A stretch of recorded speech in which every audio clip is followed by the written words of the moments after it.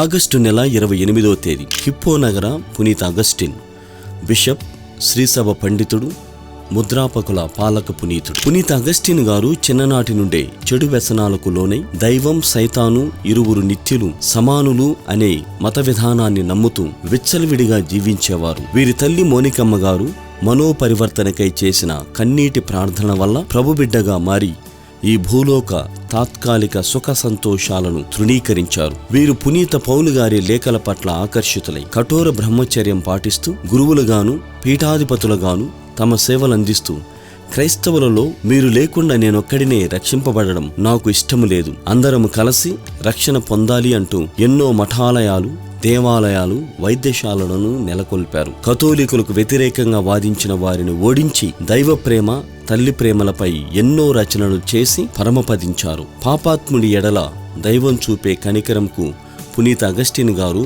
ఒక నిదర్శనం.